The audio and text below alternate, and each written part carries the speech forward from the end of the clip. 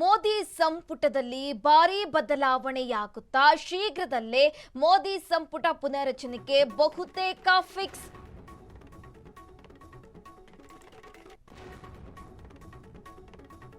ಖಾಲಿ ಇರುವ 17 ಸಚಿವ ಸ್ಥಾನಗಳಿಗೆ ಇನ್ನಿಲ್ಲದ ಲಾಬಿ ನಡೀತಾ ಇದೆ.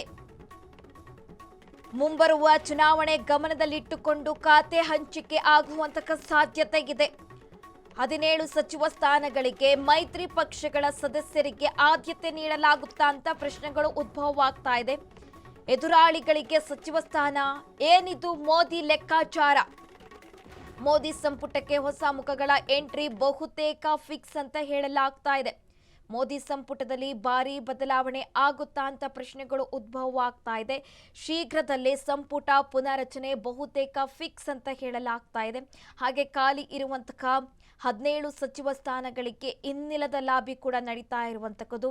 ಮುಂಬರುವ ಎಲೆಕ್ಷನ್ ಅನ್ನು ಗಮನದಲ್ಲಿಟ್ಟುಕೊಂಡು ಖಾತೆ ಹಂಚಿಕೆ ಆಗುವ ಸಾಧ್ಯತೆ ಇದೆ. 17 ಸಚಿವ ಸ್ಥಾನಗಳಿಗೆ ಮೈತ್ರಿ ಪಕ್ಷಗಳ ಸದಸ್ಯರಿಗೂ ಆದ್ಯತೆ ನೀಡುವಂತಹ ಸಾಧ್ಯತೆ ಇದೆ ಅಂತ ಕೂಡ ಹೇಳಲಾಗ್ತಾ ಇದೆ.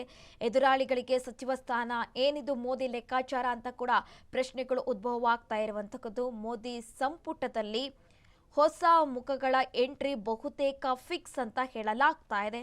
ಹಾಗಾಗಿ ಮೋದಿ ಸಂಪುಟದಲ್ಲಿ ಭಾರೀ ಬದಲಾವಣೆ ಆಗುತ್ತಾ ಅಂತ ಪ್ರಶ್ನೆಗಳು ಉದ್ಭವವಾಗ್ತಾ ಇದೆ.